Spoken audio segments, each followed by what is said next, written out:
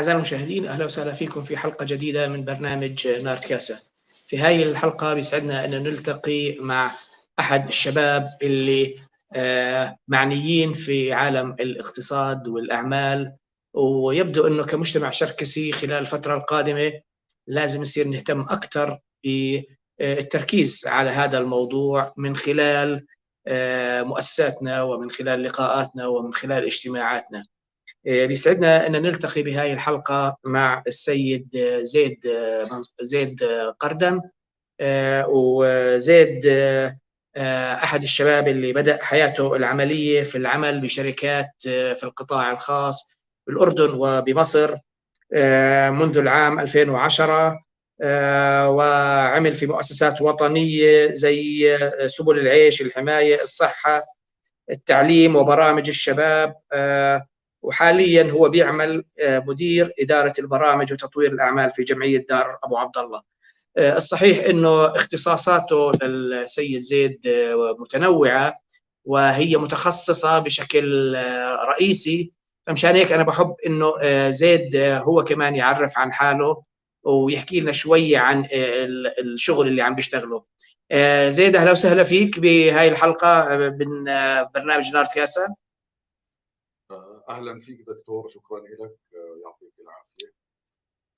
الحقيقة النقطة الوحيدة اللي إذا بتسمح لي أضيفها على اللي تفضلت فيه مشكورا هي بتتعلق بموضوع أنه يمكن أكثر ما يساعدني في أداء مهامي أنه بحمد الله وبتوفيق من رب العالمين خبرتي بتجمع بين الخبرة في شركات القطاع الخاص وكذلك في مؤسسات وطنية معنية بالتنمية.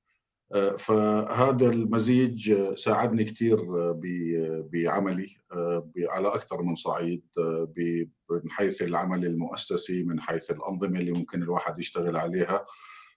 وأكتفي بهذا القدر. أفخر أني عملت بمؤسسات رائدة في الأردن بحمد الله، وما زال العمل مستمرا إن شاء الله. بس سيد زيد، بدي شوي هيك من ناحية فنية، إذا بتقدر تنزل الكاميرا لتحت مشان يبين تبين أكثر يعني على الشاشة. إذا الكاميرا هيك، لا بالعكس بالعكس بالعكس. أيوة ممتاز، أيوة تمام، يسلموا ايديك، شكرا. سيد زيد، طبعا احنا بنحكي على إنه سبب لقائنا معك حضرتك كثير شفناك بالجمعية الشركسية وبالمؤسسات الشركسية بتحاول انك تدخل في مشاريع وتقدم لهم بعض المشاريع اللي ممكن انه يساهموا في تفعيل دور الجمعية، وانه يصير في جهات اللي تدفع او تعطي منح للجمعية الخيرية الشركسية. هيك عرفنا احنا السيد زيد قردم. فبالضبط في هذا المنحنى شو هو الدور اللي انت بتلعبه من خلال شغلك؟ الحقيقة يعني خليني أبدأ بموضوع التصنيف اللي موجود في العمل الاجتماعي، اللي هو في له عدة محاور وله عدة تشعبات. ولكن العمل الاجتماعي بنقسم لقسمين رئيسيين. في القسم الخيري اللي هو الحقيقة آبائنا وأجدادنا وأجيال وراء أجيال أبدعوا في هذا العمل، اللي هو بتعلق بجمع التبرعات والعمل على تلبية احتياجات الفئات اللي أقل فرصاً. من جانب آخر في هناك الشق الثاني الرئيسي في العمل الاجتماعي اللي بتعلق بالعمل التنموي، وهذا إحنا يعني أستطيع أن أدعي أنه إحنا لم نبدأ فيه بعد. يعني إحنا كمجتمع شركسي كمؤسسات لم نبدأ بالعمل التنموي. وإذا بدي أركز على موضوع التمكين الاقتصادي تحديداً، برامج التمكين الاقتصادي موجودة في الأردن منذ عشرات السنوات، وفرص التمويل إلها موجودة، إلها متطلباتها طبعاً. على مستوى المؤسسات اللي بتحصل على المنح في شروط عليها، لازم يكون عندها أنظمة معينة بتعمل بطرق معينة. فهذا حلم الحقيقة كان عندي من زمان إنه نبدأ بالانخراط بهذا العمل وتلبية متطلباته بالتطوير المؤسسي، وعلى أساس إنه نبدأ فيه خدمة للمجتمع الأردني بشكل عام، وبذات الوقت خدمة للمجتمع الشركسي بشكل خاص. لكن لم نبدأ. يعني سيد زيد، يعني احنا هلا عم نحكي عن شركات او مؤسسات مانحه، لقروض او منح، يعني مش مضطره المؤسسه انها ترجعها. فيعني احنا بنحكي عن المنح هاي تقريبا، يعني بنحكي عن بضعة آلاف من الدنانير، 10,000، 100,000، 200,000. شو هي الأفكار اللي مطروحة في البلد؟ يعني الجمعية الخيرية الشركسية أو مؤسساتنا، شو المنح اللي ممكن إنه يتوقعوها من الأمور اللي تترتب في البلد؟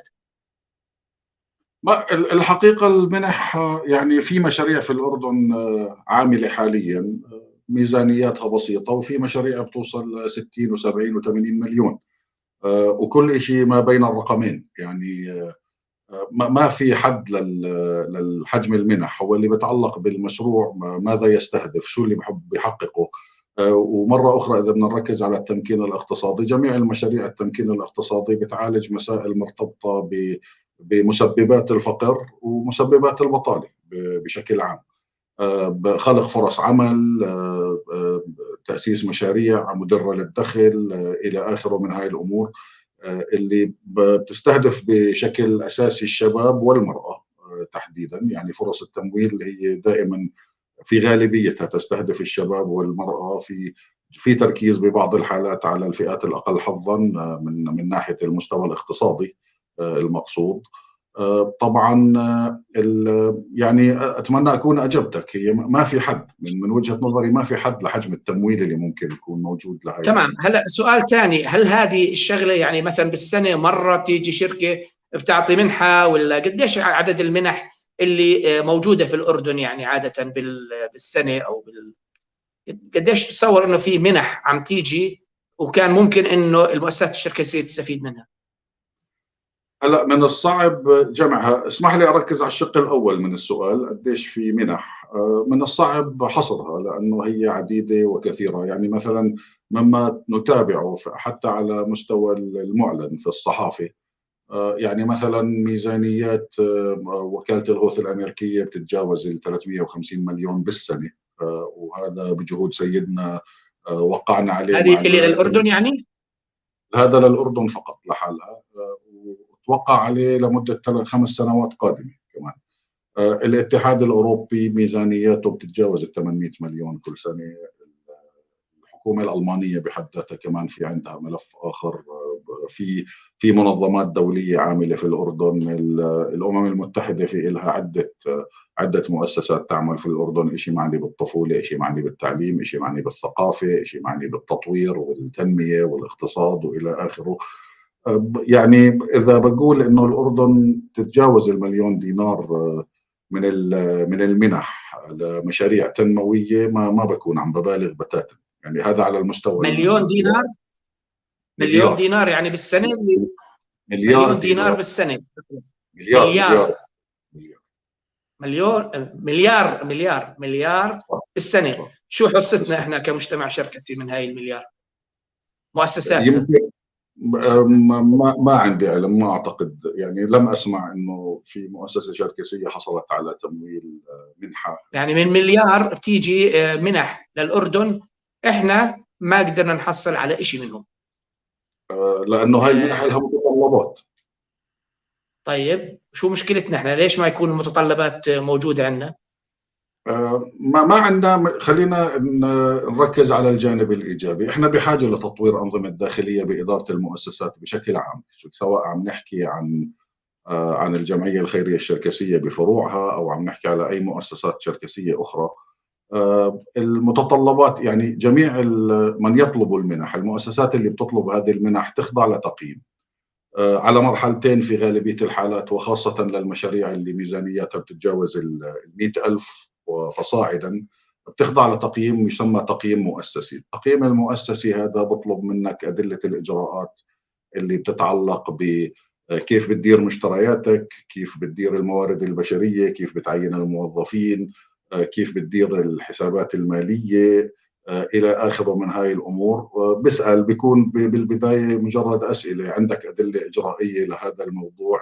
عندك في منذ سنوات كمان مؤخرا صاروا يطلبوا أشياء أكثر من هيك. صاروا يطلبوا إثباتات على أنه أنت عندك أنظمة لحماية سرية المعلومات مثلا، على سبيل المثال المساواة بين الجنسين.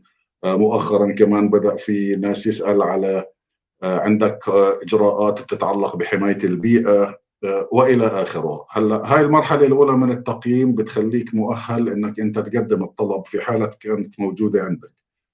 إذا حصلت على التمويل، أو عفوا إذا حصلت على موافقة على التمويل، ممكن تخضع لتقييم أعمق، بمعنى أنه هو بيجي بيطلع على إجراءاتك عشان يتأكد أنه الإجراءات اللي موجودة مطبقة. يعني بيعمل ما يسمى بالتدقيق. بالتدقيق هذا بسحب، بشوف هذا الموظف كيف تعين، بشوف عملية الشراء هاي كيف تمت، عشان يقارنها بالإجراءات اللي أنت كمؤسسة حكيت إنها موجودة عندك. هاي كلها خطوات قبل ما يوافق على فكرة المشروع اللي أنت مقدم له، أو قبل ما يوافق لك إنه يعطيك المنحة اللي أنت طالبها. هلا بقدر أحكي إنه جميع الجهات المانحة اللي أرقام اللي بتمنحها عالية، يعني تطلب هذه شغلات مطلوبة من متطلبات الحصول على المنحة.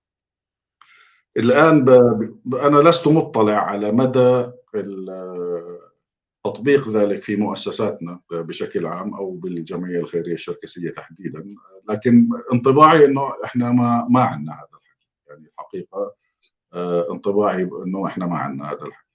هلا إذا عشان يكون عندنا، ليست مسألة صعبة وليست علم صاروخي، ولا إحنا محتاجين يعني شيء معقد جدا. هو كله ممكن تبنيه إذا كانت الإرادة أو القرار موجود. إحنا ممكن نتبنى هذا المسار ونمشي فيه. يعني أن نبدأ الآن خير من أن لا نبدأ بتاتا. يعني احنا كمؤسسات شركسيه، انا مو شايف انه كل اللي عم تحكيه انه في اي شيء تعجيزي ما بتقدر مؤسساتنا انها تعمله. يعني اجراءات وموجوده، يعني عندنا موظفين وبنعطي رواتب وعندنا اجراءات معينه واحنا ماشيين فيها. بس يمكن اللي حضرتك عم تحكي عنه هي اجراءات لازم تكون مدونه بنظام واضح المعالم، يعني بخطه ب ب شو بتسميها، يعني ايش هذا النموذج اللي لازم يكون موجود بمؤسساتنا الشركسيه وخاصه الجمعيه مشان تكون قادره على انها تاخذ منح.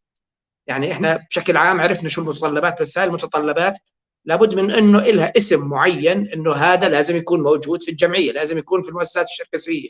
تفضل. في أحد السنوات ساهمت بإدارة أحد المشاريع اللي معني بالبناء المؤسسي لأكثر من 500 جمعية في الأردن. المشروع هذا كان تحت مسمى التخطيط الاستراتيجي.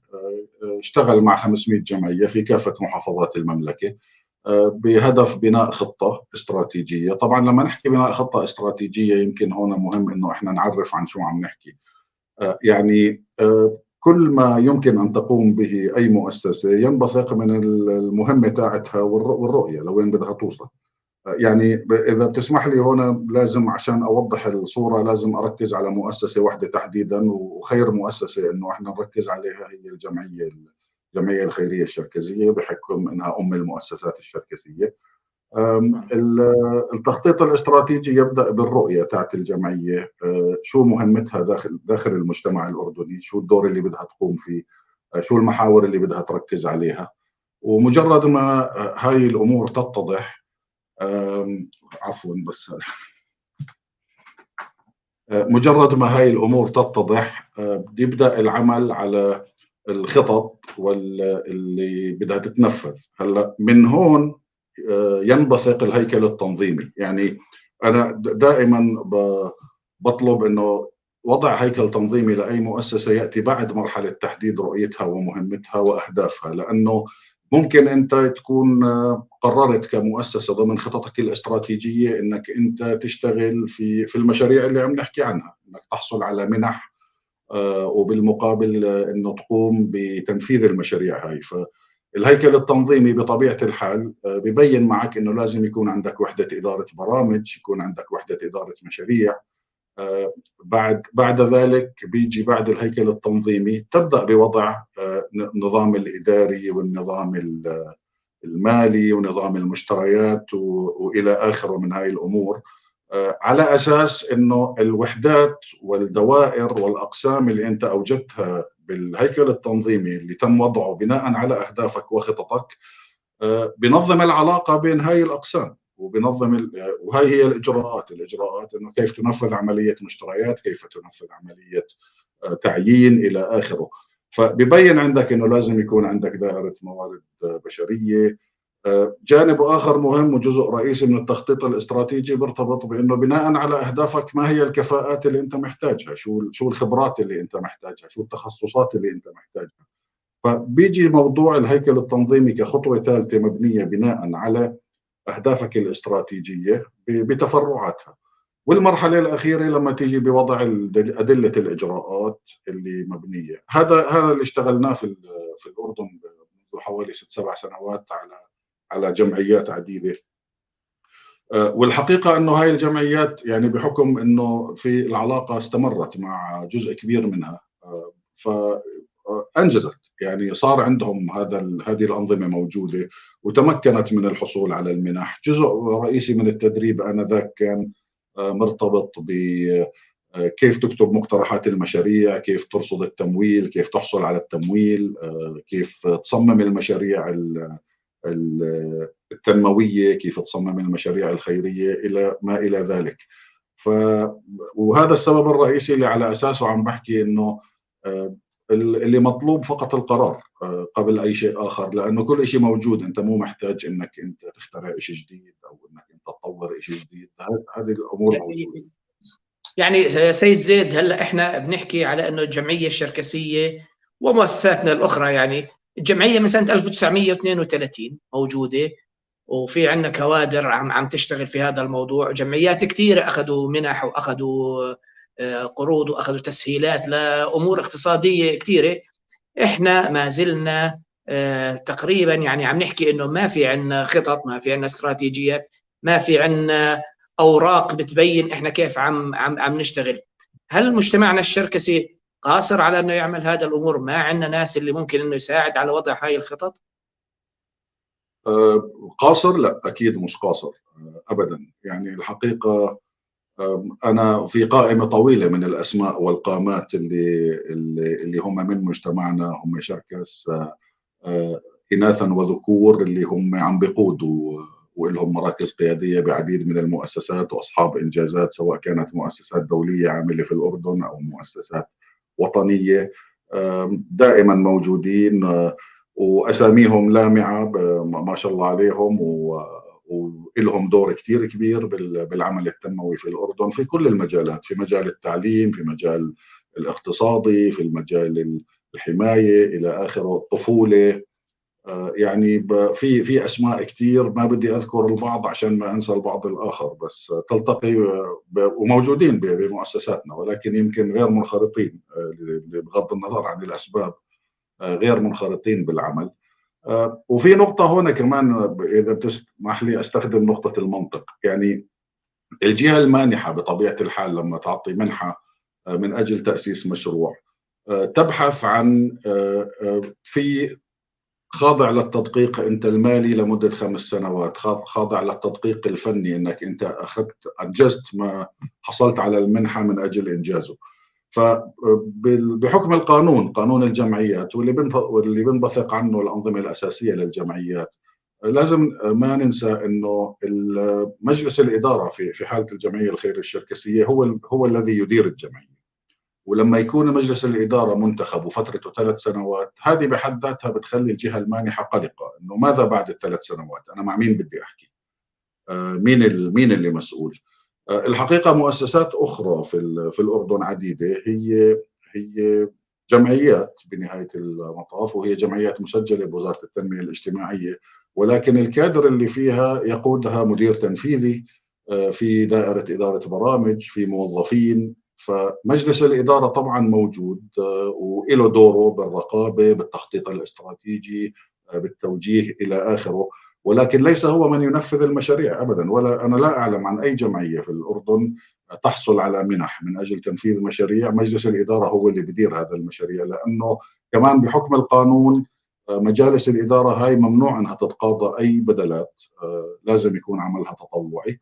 وهاي بحد ذاتها بتكون نقطه كافيه انه الجمعيه، لا، الجمعيه بدها كادر مؤهل على كادر الجمعيه بيستلم رواتبه معين صاحب اختصاص انه ينفذ هاي المشاريع. اذا كان هذا الكادر غير موجود فهي بحد ذاتها بيكون سبب كافي انه الجمعيه ما تحصل على اي تمويل او على اي منحه. سيد زيد، قبل كم من يوم وحضرتك كنت موجود، تم تنظيم ورشه لوضع خطط او وضع خارطه طريق او وضع نوع من الاستراتيجيات او الحوكمه، اسس الحوكمه للجمعيه الخيريه الشركسيه بشكل خاص. والتقى في هذا الموضوع ونظموا مجموعه من الناس المختصين في هذا العمل، وهم عم بيشتغلوا على مستوى المملكه كلياتها. فما رأيك، هل هذه ورشة العمل هي خطوة نحو وصولنا لهدف أنه تكون الجمعية الخيرية الشركسية مؤهلة أنها تحصل على قروض أو على منح؟ على منح، بلاش قروض، بس منح، صحيح.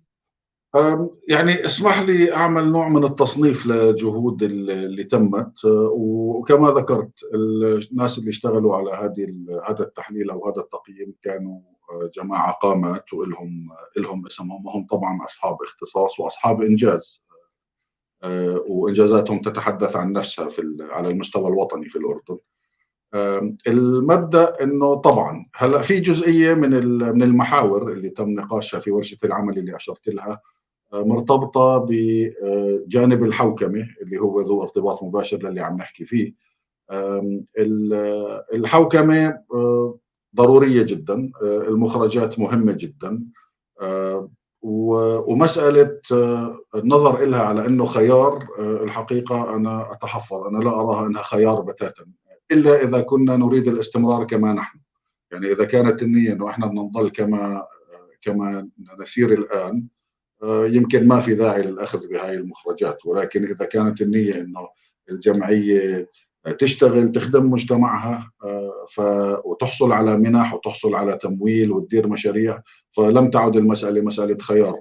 وطبعا في جزئية منها ليست خيار أبدا بغض النظر، لأنه الأمور مرتبطة بالقانون. في القانون أنت لازم تلتزم فيما يتعلق بالأنظمة الداخلية. ولكن أنا بحكي على جزئية مين يشتغل بالجمعية وعلى أي أساس وشو يكون دوره وشو يكون وظائفه. هلا المحاور الأخرى اللي مرتبطة بمسألة مثلا علاقة المركز بالفروع، هنا ممكن إحنا نتناقش ونحكي ويكون في عدة وجهات نظر، هذا والحوار دائما مطلوب أكيد. بمحاور مرتبطة بالدور اللي ممكن الجمعية تلعبه بالمجتمع الأردني إقليميا ودوليا، لأنه هذا كان أحد المحاور أيضا إلى آخره من المحاور. هاي أمور ممكن تخضع للحوار، لكن الأمور اللي مرتبطة بالحوكمة هي من وجهة نظري على الأقل هي ليست خيار، هي أي مجلس إدارة مسائل يجب أن يقوم بها في الجزئية اللي بتطبق. يعني لازم تلتزم بالقانون من جانب، ومن جانب آخر تلتزم بالمتطلبات الداخلية. ومرة أخرى بشير أنه هذا كله يبدأ من رؤية الجمعية شو رؤيتها وشو مهمتها في المجتمع. إذا بناء على ذلك بتحدد. سيد زيد، من سنوات طويلة أنا كما أشرت في بداية الحلقة، وإحنا بنشوفك موجود. يعني يمكن اجتمعت مع عدة مجالس إدارة، وعلى الأرجح عرضت عليهم خدماتك مجانا، زيك زي بقية الجماعة اللي يعتبروا فعلا قامات في هذا المجال، وقادرين بحكم مواقعهم، وهم قادرين على لأنهم نجحوا اشتغلوا على دعم بعض المؤسسات والجمعيات اللي موجودة في الأردن وبالعشرات. حضرتك ذكرت حتى يمكن رقم 500 من الجمعيات. ولكن في عندنا معضلة احنا هون بالجمعية، كل الجمعيات اللي أخذوا قروض ومنح كلياتهم كانت المتطلبات أوفوها، يعني قدروا يقدموا اوراق بأنه هم عندهم نموذج كامل ومؤسسات تستحق أنها تأخذ قروض. ولكن عندنا معضلة احنا ما زلنا بالجمعية، هل النظام الداخلي تبعنا هو بيعيق أنه احنا نكمل المتطلبات اللي بتخلينا مؤسسة قادرة على أنها تأخذ منح؟ لا يعيق، ولكن لا يكفي. يعني بحاجة لتطوير أكثر، بحاجة لإضافات أكثر. يمكن وأنا عم بحكي هون من منطلق إني مهتم بالجمعية الشركسية وبعملها، وبحكي كعضو هيئة عامة. المسألة إنه إذا يعني النظام الداخلي أو النظام الأساسي للجمعية الشركسية فيه موجود في مدير جمعية كوظيفة. ولكن شو الدور اللي بيقوم فيه هذا المدير مش كثير واضح. الهيكل التنظيمي للجمعية موجود، ولكن يرسم بشكل افتراضي. يكفي كبداية مشان أكون عم أجيب سؤالك بشكل مباشر. النظام اللي موجود يكفي كبداية، ولكن بحاجة للتطوير أكثر. أنت لما تتعامل مع جهات مانحة هو ممكن يسألك أنت على أي أساس عينت هؤلاء الموظفين. هل نزلت إعلان؟ هل عملت مقابلات؟ هل وضعت معايير؟ هل تمت العملية بشفافية؟ هل كان فيها محاباة؟ إحنا ما بدنا ننسى إنه معظم الجهات المانحة هي من ضمن التكليف تبعها إنه بتعمل على محاربة المحسوبية والواسطة، ونظرتهم لهاي الأمور على إنها فساد. فهو بده يشوفها بإجراءاتك إنك أنت عم تشتغل بشكل مؤسسي شفاف. ف يعني في عندنا ما نستند عليه لننطلق، عندنا ما نستند عليه لنبدأ، ولكن بحاجة لعمل وتطوير طبعا. يعني هلا يعني اللي عم بنحكى او اللي عم تحكيه عم تتفضل فيه شغله سهله التطبيق. يعني احنا حكينا عن ورشه عمل اجوا وعرضوا خدماتهم وقالوا احنا جاهزين مشان نطور هذا النظام اللي موجود في الجمعيه اللي يتوافق مع انه الجمعيه تكون جمعيه مؤهله تاخذ قروض.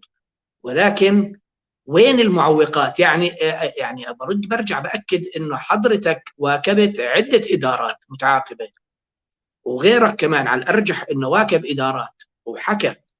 وين المعوقات اللي بتخلي مجالس الاداره ما تطبق النصائح اللي عم تطلبوها منهم مشان يحطوا انظمه قابله ان تحول الجمعيه لمؤسسه تقدر تحصل على منح؟ وين المعضله سيد زيد؟ من دون مجامله لازم الموضوع هذا ينحل. من دون مجامله حضرتك تعبت كثير وانت عم بتحاول تقنع الناس، تقنع الادارات المختلفه، ولكن في معوقات معينه. شو المشكله؟ الحقيقة أنا خليني أشير لنقطة ذكرتها، وجود الإرادة، القرار. يعني إحنا دائما كنا نسعى، أنا وأمثالي الكثيرين كنا دائما نسعى للحصول على موافقة، الحصول على قرار لإطلاق هاي المسألة. وفي بعض الحالات الحقيقة كان في هناك موافقة، حتى الواحد يكون عادل، تمت الموافقة وطلع قرارات واستلمنا حتى كتب رسمية بأنه باشروا. ولكن يبدأ الموضوع بالتعطل بعد ذلك. والسبب أنا حتى ما أكون عم بظلم أي إنسان، في خلل إداري بالإجرائيا دكتور قبل ما يكون بقرار شخص. يعني المسألة كما ذكرنا ما في كادر بالجمعية، يعني ما في كادر متخصص بهاي الأمور إنه يتولاها. طيب في متطوع جاء، مع مين بده يشتغل؟ ولازم يكون عم بيشتغل مع ناس عم بفهم عليه على الأقل، عم ذو اختصاص. احنا واحدة من الفجوات الرئيسية، إذا جاز لي أن يعني أحلل وضع الجمعية، إنه الاختصاص لازم ياخذ حقه. ما بنفع إنسان يكون بوضع إنه بيعرف كل شيء. هذا الوضع مش موجود بالدنيا بالحياة العملية. أنت بتحكي عن مسألة إدارة برامج، عم تحكي عن إدارة مالية، عن إدارة موازنات، عم تحكي عن إدارة مشتريات، عم تحكي عن الإدارة نفسها كإدارة. أنت عم تحكي عن تخصصات فنية متعددة مرتبطة بالتعليم، مرتبطة ف إنه الاختصاصي ياخذ حقه في طرح خبرته وفيما يتعلق باختصاصه، هذا عندنا في الجمعية مش موجود. يعني أكيد لا ننتقص من جهد أي حدا بتطوع وبده يساهم، ولكن بذات الوقت لازم نتأكد إنه الإنسان اللي مسؤول عن التخطيط الاستراتيجي هو إنسان دارس هذا الحكي ويمارسه. هذا علم له أصوله وله تفاصيله. ليست المسألة مسألة منطق أنا بمشي عليه، لا، في أدوات علمية بتدرب عليها الإنسان عشان ينفذها. هاي الجزئيات يمكن احنا لازم ننتبه لها اكثر.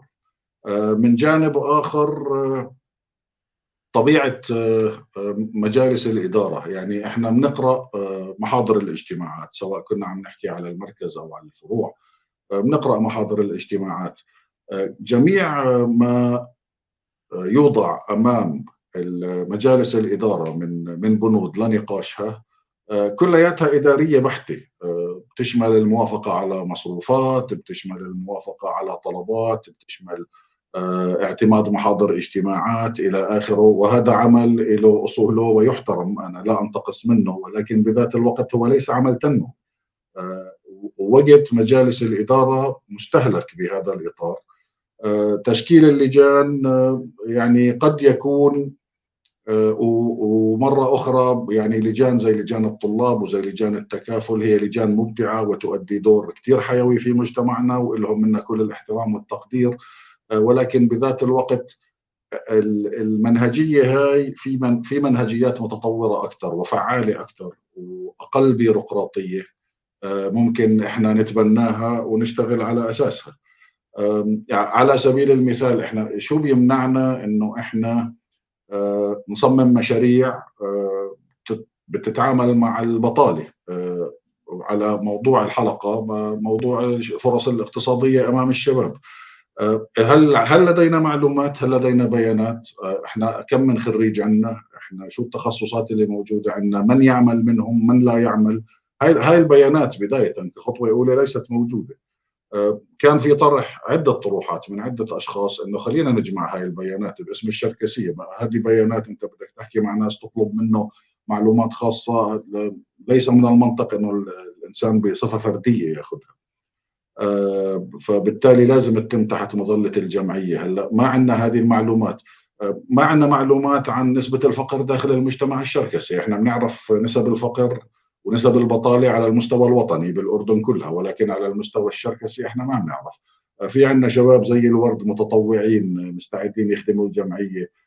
خلينا ندربهم على مسألة الاستبيانات، خلينا ندربهم على مسألة الحصول على معلومات، على تحليل هاي البيانات اللي ممكن استخدامها لتصميم برامج وتدخلات تفيد المجتمع. ولكن وكل اللي عم بحكي هاي عبارة عن أدوات تصميم البرامج، سواء كانت اقتصادية أو غيرها. في ناس أصحاب اختصاص ممكن أنت تستعين فيهم. ما عندي معلومة عن أي شخص بالمجتمع الشركسي تم طلب منه أنه يؤدي دور للجمعية وقصر.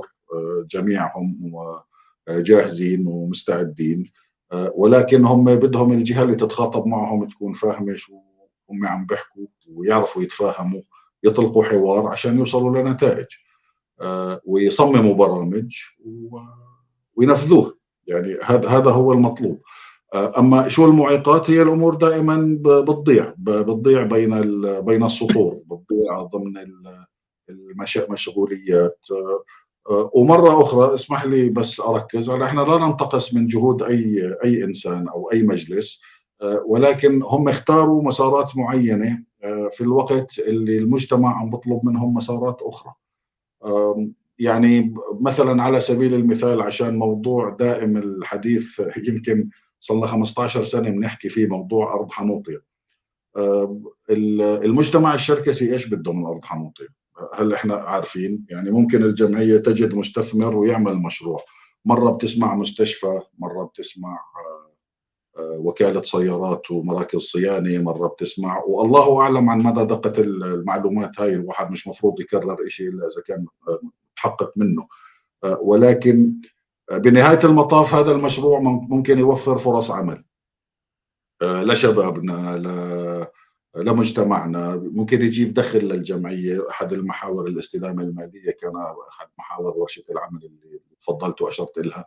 فالمبدأ هون إنه طب إذا في مسارات وفي طرق كثير إحنا ممكن نعملها، وشبابنا وأبناء وبنات المجتمع الشركسي عم بيعملوا هذا الحكي بشكل يومي في العديد من المؤسسات، وقادرين إنهم ينسخوا هاي التجربة لعند الجمعية الشركسية. فمطلوب احتضانهم، مطلوب العمل معهم ضمن هذا الإطار. اما اذا كان الموضوع انه مطلوب اي مجلس اداره برشح حاله للانتخابات، مطلوب منه يقدم برنامج، ولازم كثير نفرق بين البيان الانتخابي وبين البرنامج. البرنامج يعني فيه اهداف، يعني انا خلال السنه الاولى راح اعمل 1 2 3، ولما نحكي اهداف لازم نحكي اهداف قابله للقياس.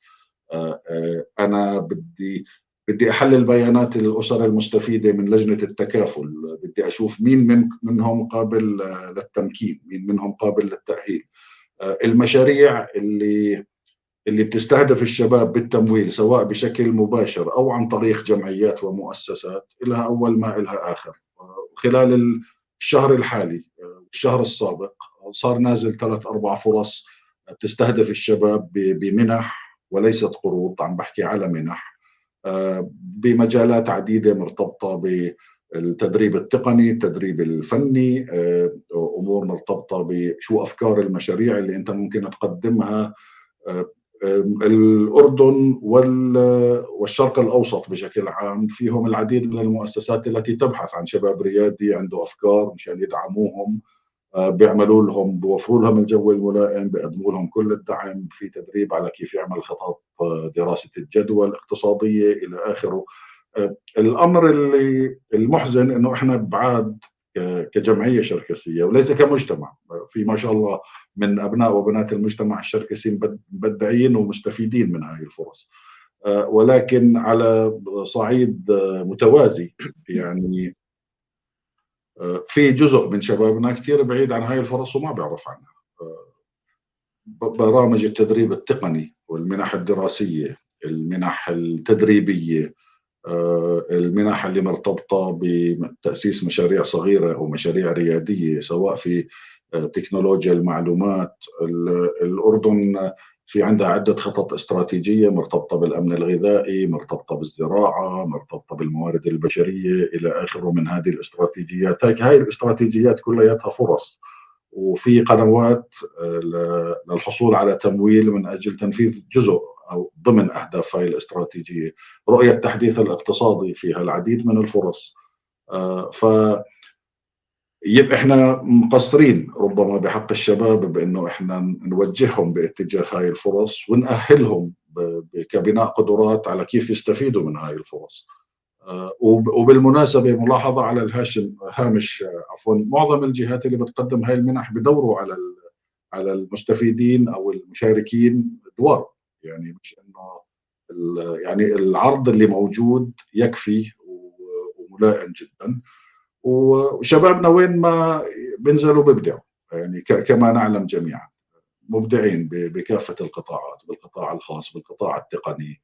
عندنا شباب كثير عم بيشتغلوا بكل الأنواع البرمجيات والصناعات المرتبطة بتكنولوجيا المعلومات. الوظائف الخضراء في إلها كثير دعم في المرحلة القادمة، وفي إلها تمويل من عدة جهات بالأردن.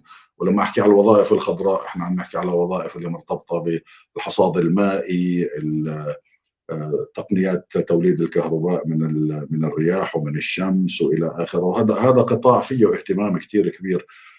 مطلوب منا انه احنا نلعب دور بتوعية شبابنا لوين يتوجهوا. سيد زيد هلا يعني انا بدي الخص الموضوع وصححني اذا اللي عم بحكيه في شيء غلط. الأردن بيجيها تقريبا أو بتوزع فيها تقريبا 1 مليار دينار منح وليس قروض، وهاي المنح بتروح كلها لمؤسسات خيرية اجتماعية غير ربحية، بتشبه ال 13 مؤسسة اللي موجودة عندنا بمؤسساتنا الشركسية، وعلى رأسهم الجمعية الخيرية الشركسية. ولكن تكاد تكون حصتنا 0 من هاي المنح اللي تقدم عبر هاي الجهات اللي بتعطي منح. والسبب بسيط جدا، انه احنا انظمتنا الداخلية ما فيها إشي اللي يخلي هاي المؤسسات تعطينا المنح. وهذه الأمور أو الأنظمة يعني أي مؤسسة من مؤسساتنا قادرة على إنها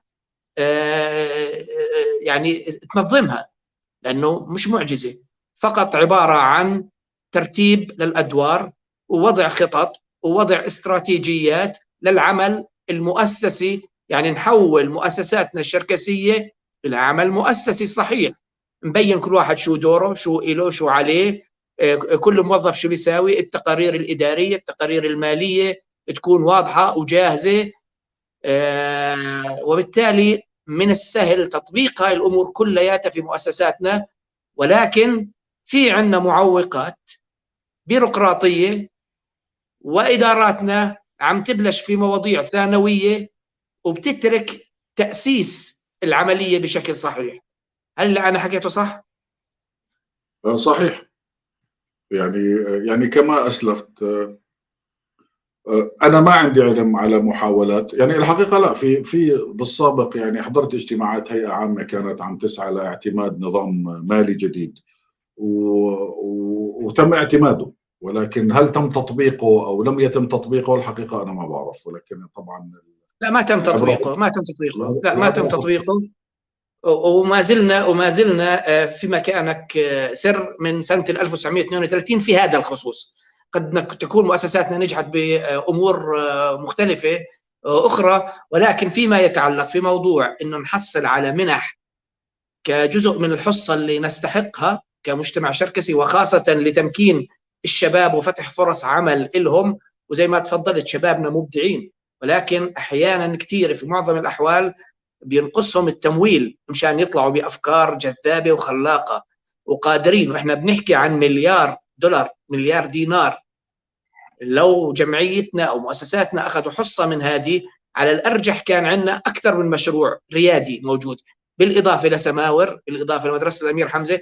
لازم يكون عندنا عدة مشاريع، ولكن هاي المشاريع مشان ناخذ منح إلها في بعض المتطلبات لازم تصير. وبرجع بحكي، الهدف كان من ورشة العمل اللي أقيمت قبل حوالي أسبوعين 3، الهدف منها أن نبلش الخطوة الأولى في هذا الموضوع، نبلش الخطوة اللي بتحكي للهيئات الإدارية المتعاقبة من البداية. لازم يكون عندكم خطة استراتيجية من البداية. أنتم كإدارة ما بيصير تدخلوا وكأنكم عم بتديروا مؤسسة عم تتعامل مع بضعة آلاف من الدنانير.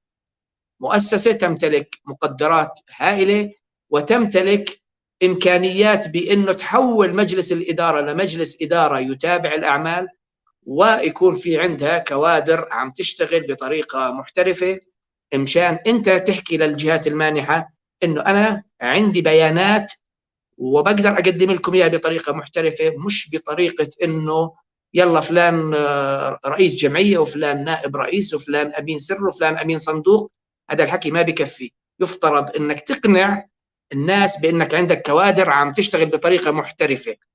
فبرأيك أخ زيد، تمكين الشباب، إحنا عم نحكي عن إيش؟ شو هي الفرص اللي للشباب اللي ممكن إنهم ياخذوها، وإحنا يعني عم بتروح علينا حتى الآن؟ ما هو دور المؤسسات الشركسية وخاصة الجمعية في تمكين الشباب؟ يعني تمكين الشباب أو التمكين الاقتصادي بمفهومه العام، خلينا نعرف أنه هو إيجاد فرص مدرة للدخل، سواء كانت في مسارات وظيفية، سواء كانت في مسارات تأسيس مشاريع تجارية، طبعا بتفرعاتها. المشاريع الوظائف والمشاريع ممكن تكون ضمن اتجاهات مهنية وتقنية. هلا الفرص اللي موجودة للتدريب موجودة، يعني ومجانية بالمناسبة، وتستهدف الشباب وتبحث عن الشباب من أجل تمكينهم في عدة مؤسسات في البلد. عندها برامج، عندها مشاريع تبحث عن شباب بمستويات مختلفة، من اللي ليس لديه مؤهل علمي للي عنده مؤهل علمي للي عنده مؤهل علمي متقدم. جميع هاي الفئات في لها فرص. الدور اللي ممكن الجمعية تعمله طبعا هذا مسألة وجهات نظر أو خاضعة للنقاش، لكن أنا إذا جاز لي، أنا بالنسبة لي أقترح أنه الجمعية لازم تبدأ بجمع بيانات عن شباب، عن من يرغب. يعني أنت ممكن تفتح باب التقديم، تصمم نموذج الشباب اللي يبحثوا عن فرص عمل ضمن أي مسار، بدور على وظائف، بدور على بده يأسس مشروع صغير بده مساعدة فنية ومالية، مش شرط يعني يمكن بطلب الخبرة، ممكن بده يتدرب على بعض الأمور، عنده أفكار إلى آخره من هذه الأمور. ولكن البداية بالنسبة للجمعية، إذا صار عندنا هاي المعلومات، هناك أكثر من مسار ممكن نتحرك فيه ضمن مظلة الجمعية أو بشكل مباشر، لأنه في بعض الفرص اللي طرحتها مثلا وكالة الغوث الأمريكية مؤخرا تستهدف الشباب مباشرة، ولكن احنا ممكن نساعدهم بكيف يقدم على هاي المنح، كيف يعبي النموذج والطلب. يعني ممكن نأسس هذه فريق العمل اللي ممكن يساعد الشباب إذا كانوا في عنا طلبات، إذا كان في عنا يعني إذا كان الطلب موجود الاستجابة كمان موجودة وبكثرة. سيد زيد، في بالك قصص نجاح مرت عليك وتعتقد أنها كانت أفكار ممتازة ورائعة، وهاي الأفكار فعليا أتت من خلال قروض استلمتها جمعيات واستطاعت أنها تقدم خدمة للمجتمع اللي حواليها؟ هل في بالك نماذج من هاي الأفكار الخلاقة؟ والله طبعا بحمد الله في كثير على المستوى الوطني في الأردن، طبعا في كثير بجميع المؤسسات اللي اشتغلت فيها، لما كان في محاور لمشاريع التمكين الاقتصادي، في شباب وفي نساء حصلوا على تمويل واتدربوا صح وتعلموا صح، وكانوا كمان مبدعين بشغلهم وبالتزامهم، واستطاعوا انهم يكبروا عملهم ويحققوا دخل. البعض منهم كان بأوضاع اقتصادية سيئة جدا وتمكن انه ينشل حاله من هاي الأوضاع ويجتهد وينتج. والمصطلح الفني اللي بنستخدمه بيكون في عملية تخرج فعلي، انه اصبح يحقق دخل فوق حد الفقر، يعني بمعنى اخر انه هو تخرج من الفقر. القصص عديدة في جرش، في المفرق، في إربد، في الكرك، في هذه القصص موجودة بشكل دائم يعني. طبعا بعمان بحكم انه غالبية السكان اصلا بعمان موجود العديد يعني. اذا كان بدك تفاصيل اكثر طبعا انا جاهز. يعني بصراحة يعني احنا بنحكي بس عن ناس حالتهم المادية بحاجة لقروض زي هيك من عائلات مستورة، ولا بنحكي حتى على طلاب جامعات، وبنحكي على فئات معينة من الناس اللي عنده أفكار وبده يحسن من الشغل اللي هو عم بيشتغله؟ يعني هل هي فقط العائلات المستورة، ولا بنحكي عن كافة فئات المجتمع اللي ممكن يطور نفسه، وخاصة الطلاب اللي متخرجين حديثا من جامعات أو عندهم ورشات مهنية؟ كافة الفئات دكتور، ما يعني المتعطلين عن العمل في لهم برامج، الفئات ذوي الدخل المتدني لهم برامج. البرامج شبيهة كلياتها بتدور حوالين إيجاد فرص مدرة للدخل لهم، سواء كانت بتأسيس مشاريع صغيرة أو متناهية صغر، أو سواء كان بتدريب وتوظيف إلى آخره. خريجين الجامعات اللي عنده أفكار، جميع ما ذكرت في له مسارات وفي جهات مانحة بتمشي بهذا الاتجاه. يعني في جهات حتى بتشترط انه يكون عندك عمل صغير، الشروط اللي محطوطة انه يكون عندك موظف ل3 موظفين، يكون مسجل كشركة او كمؤسسة، يكون لم يمضي على تأسيسك أكثر من 3 سنوات، يعني لازم تكون 3 سنوات أو أقل، وفي لك منح مشان تكبر شغلك وتطوره، وفي لك دعم فني بالتدريب، في دعم تكنولوجي، هذا موجود وهذا موجود، جميع الفرص موجودة. يعني احنا بنحكي اي فرصة فيها ابداع، فيها افكار خلاقة، فيها افكار ممكن انها تزيد من تنمية افراد المجتمع، اي فكرة ممكن يتم تبنيها من خلال المؤسسات او من خلال الجمعيات اللي موجودة. ولكن نرجع بنقول انه الجمعيات مشان تقدر توفر هاي الفرص لابد من أنه يكون عنده شغل منظم حسب الأصول المطلوبة. وهذا شغل يعني في عندنا مجموعة كبيرة من الشباب والسيدات قادرين على أنهم يساعدوا الجمعية بأنهم يحققوا هذا الشيء المطلوب. قديش بدنا وقت مشان نأهل الجمعية الخيرية الشركسية ومؤسساتنا الشركسية أنهم يكونوا قادرين على الحصول على هذه المنح؟ يعني إذا بتقديري إذا كان السيناريو متشائم بدنا 6 أشهر، وإذا كان متفائل 3 أشهر، لأنه كما ذكرنا الأساس موجود، لكن هو بحاجة للبناء عليه. ليست العملية معقدة متى وجدت الإرادة لتنفيذها.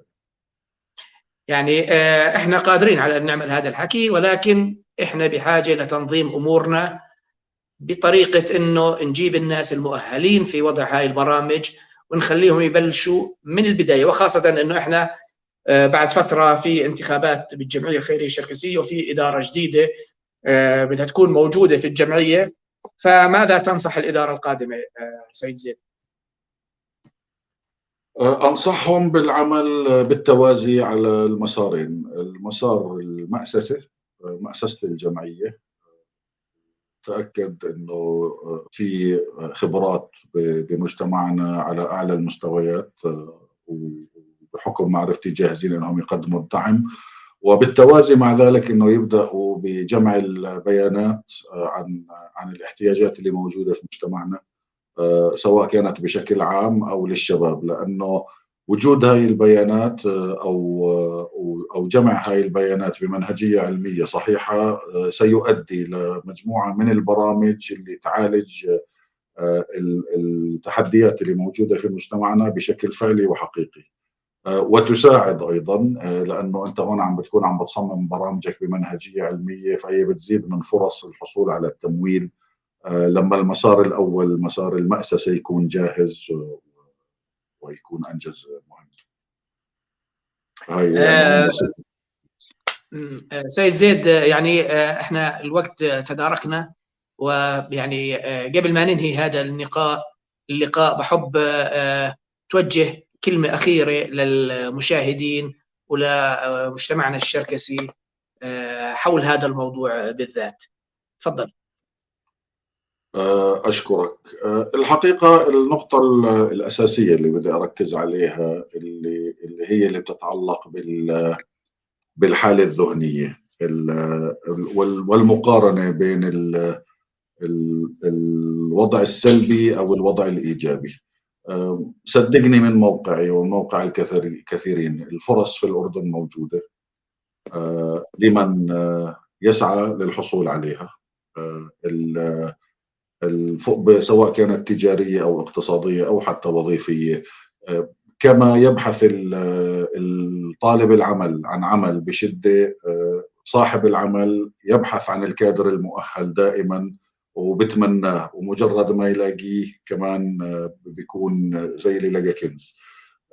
التقاعس الذهني حالة سلبية جدا بنعاني منها كثير بشغلنا، بتيجي من طرف المشارك اللي معنا.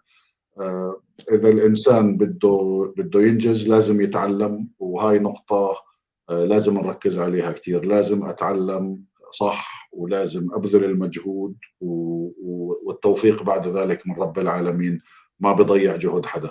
فهاي التوصية اللي احنا بنعملها دائما، أو بنعمل على أساسها عفوا، مع جميع الشباب وخاصة الشباب. وقصص النجاح موجودة لمن أراد أنه يطلع عليها، والحالة الإيجابية موجودة. نطلع من الحالة الذهنية تاعت الوضع صعب والظروف كذا وما في إشي بزبط، يعني هذه بحد ذاتها هي عائق رئيسي لازم نتفاداه ونطلع عنه. يعني سيد زيد، أنا برضو لأنه في حدا من جماعتك من دار قردن عم بسأل سؤال، السيد محمد قردن، فأنا بدي أسألك السؤال هذا. يعني بسأل السيد محمد قردن: ما نوع المنح التي نتحدث عنها والتي نسعى للتمكن من التقديم لها؟ طيب سيدي، يعني بدون ما أذكر الجهات المانحة قبل ما تعلن، احنا نترقب حاليا في عدة مشاريع عدة منح سيتم الإعلان عنها قريبا. جزء منها بيستهدف جميعها مرتبطة بالتمكين الاقتصادي بالمناسبة، لأنه احنا هذا اللي بنتابعه بالدرجة الأولى. في منح تتعلق تستهدف الشباب بشكل مباشر لتأسيس عمل، يعني صار ناس عنده فكرة بده يبدأ فيها. في منح بتستهدف اللي ذكرناها، ناس عنده مشروع صغير أو متناهي الصغر بده يكبره. في منح لشركة قائمة بس بدها تتوسع، بدها تكبر. وهاي المنح معدلاتها أقلها 20,000 دولار، يعني حوالي 14,000 دينار، وتصل لغاية 250,000 دينار. في منح أخرى مرتبطة بمحاور إحنا بتهمنا كمان، لأنه مؤسساتنا ومبادراتنا ومشاريعنا موجودة. في منح مرتبطة بالتعليم، في منح مرتبطة بالطفولة، في منح مرتبطة بالحماية. هذه كلها موجودة ومعلنة. بيعتمد احنا ايش بدنا، احنا بشو بدنا نشتغل. هل احنا بدنا نسعى لمنح تطوير مدارس، روضات، حضانات؟ هل بدنا منح نشتغل على الموضوع الثقافي، على موضوع اللغة الشركسية؟ هل بدنا منح؟ جميع هاي الفرص موجودة ومعلنة بالمناسبة، هي ليست سرية، هي تعلن بكل الوسائط، من الصحف المطبوعة للصحف الإلكترونية، هي تعلن. ما في إشي بيمنع انه احنا نشاركها مع مجلس الاداره المنتخب او حتى الحالي عند طرحها. ولكن كما ذكرت يجب العمل اولا على وضع الانظمه الداخليه التي تضع الجمعيه بوضع انها تكون مؤهله انها تقدم. يعني سؤال، لما نحكي عن تطوير الانظمه، هل احنا بنحكي عن اعاده صياغه النظام الداخلي واللي بده موافقه الهيئه العامه والى اخره وهالتعقيدات الاجرائيه، ولا احنا بنحكي عن تطوير نظام خاص باداره الجمعيه بتقدر الهيئه الاداريه انها تحطه؟ لا، يعني بصراحه دكتور، بحكم انا طبعا قرات النظام الاساسي وقرات النظام المالي اللي تم طرحه للتصويت قبل 4-5 سنوات وحصل على الأغلبية، ولكن المسألة هل هو مطبق؟ يعني في نماذج، في أنت إذا بدك تشتري شيء للجمعية لازم تقدم طلب شراء. هل هذا النموذج موجود؟ هل هو مستخدم؟ مين عنده الصلاحيات إنه يوقع عليه؟ فرضية إنه غير مطبق من وجهة نظري، بحكم إني أنا لست ضمن مجلس الإدارة تاع الجمعية، لكن فرضيه انه غير مطبق، انه في كادر في الجمعيه، طبعا في مدير مالي وفي قسم سكرتاريا وفي الى اخره، ولكن ما في قسم اداره مشاريع، ما في مشاريع تدار. فبالتالي يعني التطوير لن يحتاج وقت، قد تكون الانظمه موجوده ولكن بحاجه لتفعيل، يمكن القرار يمكن يكون بحاجه لتفعيل استخدامها. المفوضين بالتوقيع مجرد ما يجي طلب انه يوقع شك، كل المطلوب منه انه يطلع هل هاي العمليه الشرائيه تمت بناء على الاجراءات. مجرد ما يقول اذا مش على الاجراء برفض التوقيع، مره واحده الامور تبدا تمشي بالمسار الصحيح. وانا عم بحكي هذا الحكي بشكل افتراضي، انا لا اعلم اذا هذا الحكي يحدث ولا لا، ولكن انا اعلم انه احنا نفذنا عمليات مشتريات ضخمة مرتبطة ببناء، في بعض الحالات بإعادة تجهيز، بمفروشات، بكذا. جميع هاي العمليات المشتريات بحكم القانون بتخضع لضوابط وموجودة بنظامنا بالمناسبة. النقطة التي لا أعلم ولا أدعي عدم وجودها، أنا فقط لا أعلم هل يتم تنفيذها أو اتباعها أو لا يتم ذلك. يعني أنا بعتقد أنه بما أنه النظام الداخلي للجمعية الخيرية الشركسية والمؤسسات الشركسية الثانية تتطابق مع أنظمة وزارة التنمية الاجتماعية، فيعني راح تكون هذه الأنظمة قابلة للاستخدام في هذه المرحلة، ولكن بده يكون بعض التفاصيل اللي الإدارة قادرة على أنها تنظمها، زي تنظيم المسؤولين والموظفين ووضع قوانين لإدارة الأعمال اللي من صلاحية الهيئة الإدارية. سيد زيد، كل الشكر لك لوجودك معنا هذا اليوم، ونتمنى أنه عدد كبير من الشباب نستضيفهم اللي عندهم أفكار خلاقة واللي عندهم القدرة على إضافة بعض الأمور النوعية لمسيرة الجمعية الخيرية الشركسية، بحيث توصل للمرحلة اللي احنا بنتمناها، واللي هي تساهم في نهضة مجتمعنا من النواحي الاقتصادية والاجتماعية. سيد زيد، شكرا جزيلا لك. وأعزائنا المشاهدين، إلى أن نلتقي معكم في حلقة جديدة من برنامج نارت كاسة. لكم مني أجمل التحيات، وأسعد الله أوقاتكم، وشكرا لكم. شكرا. سلام.